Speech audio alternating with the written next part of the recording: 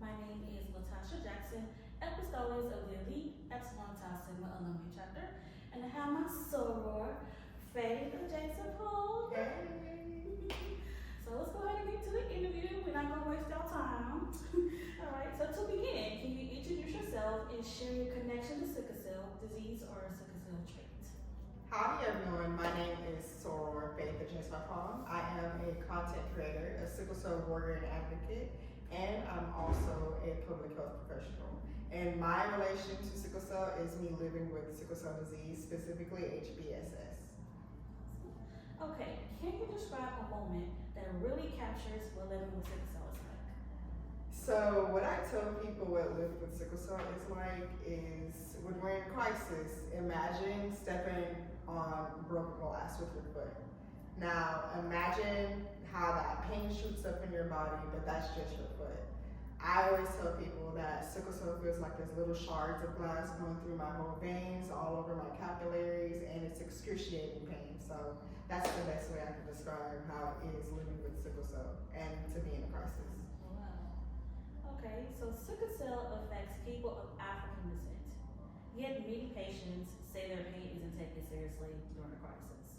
Have you ever experienced stigma or disbelief when seeking care in hospital? Yes, so I believe every time I'm hospitalized since I was a young child, I've been discriminated against. And it's a bit of racial bias, but it's also the stigma of sickle cell patients being noted as drug seekers. So yeah, I've definitely experienced that throughout my childhood to now my adulthood. Okay, so I can assume that's inspired you to be an advocate. Yes, that's one of the reasons why I became an advocate. When I was 5 years old, I had a terrible experience at the hospital, and I was quiet about it, but my mother advocated for me. Fast forward to when I was 8 years old, I had my pediatric hematology appointment, and my hematologist at the time told me like, hey, you should go to the Texas house and give a testimony about how it is living with sickle cell and why they should have a sickle cell policy put in place in Texas. So that was the start of my advocacy journey. Awesome. Now, how can communities better support individuals with sickle cell? The best way for a community to basically support anybody with sickle cell or the sickle cell community is blood donations. I always harp on blood donations because we need more ethnic blood donors. We get transfusions when we're in the hospital, and that makes us basically feel better. So blood donations is the best way to go. Of course, support all of the sickle cell organizations in your city or in your area, and show up to all of their events. Okay. Now, how has sickle cell shaped your relationships, work, or education?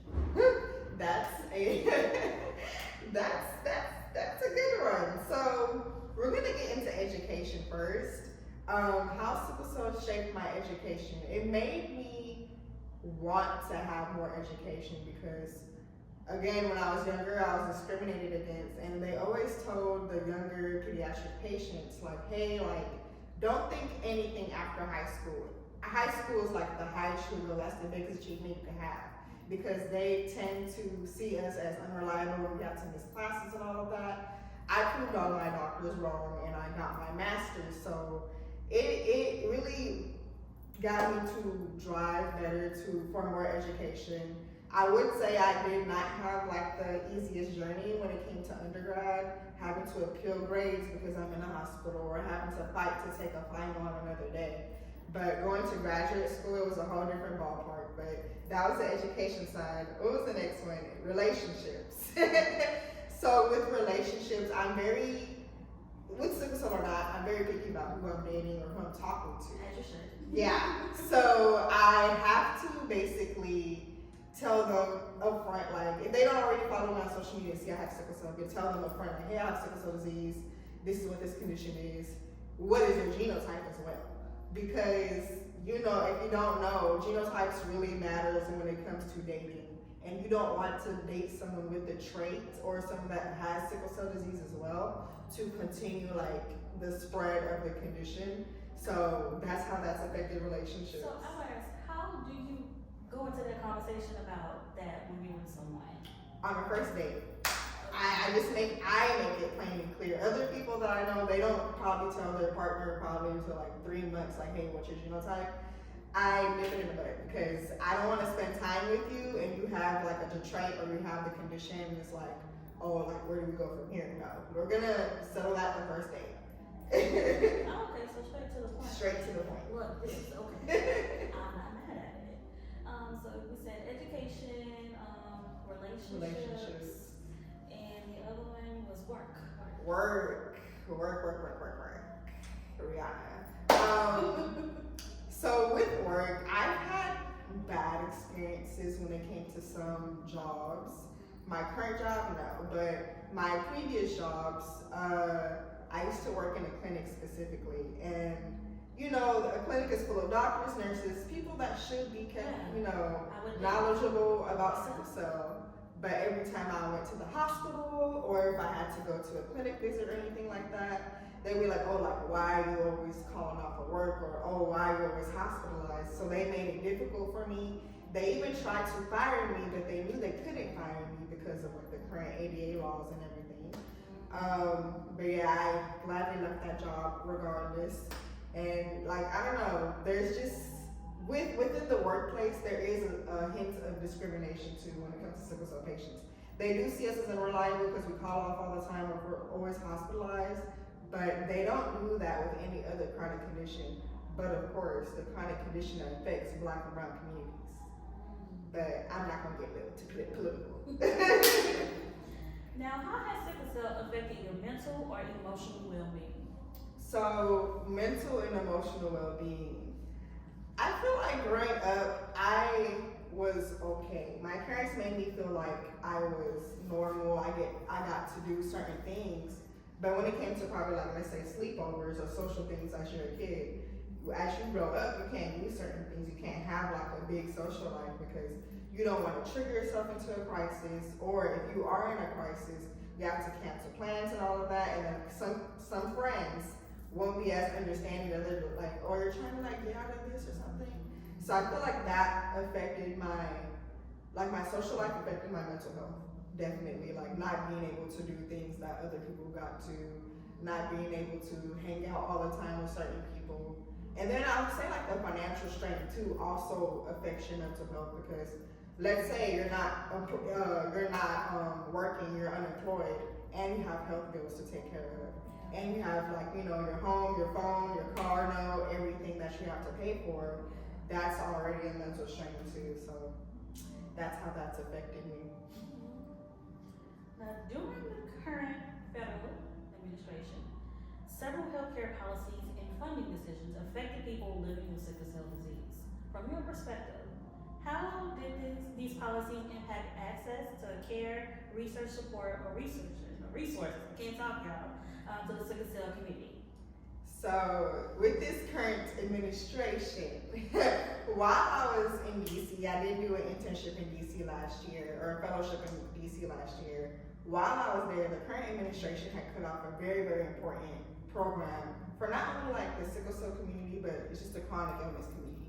And this program was basically assessing and researching birth control methods used by these chronic illness warriors.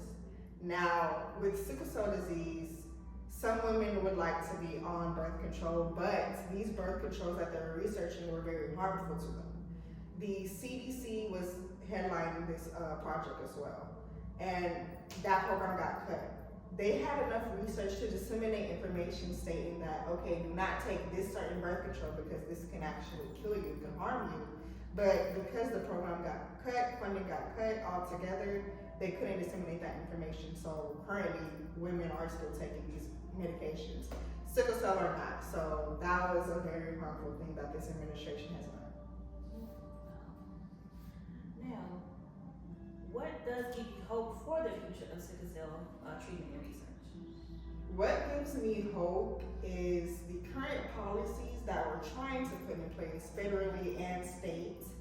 We're in the state of Texas. The state of Texas now has a sickle cell registry bill that was sponsored and written, authored by Lauren Ashley Simmons. And this bill basically is a registry for everyone just to understand like, okay, what area has like the most prominent, or what region in Texas has the most prominent like population of sickle cell warriors, and just general information for research. I feel like the more research we have out there, because research on sickle cell disease is very outdated, all the way to 1970s. And us having more research has more solutions for the future, for my future, for possibly the younger generation's futures as well. Okay, right, so last question. What message would you share with someone newly diagnosed? First, yes, your diagnosis is real. Sickle cell is a tough condition, but it is manageable.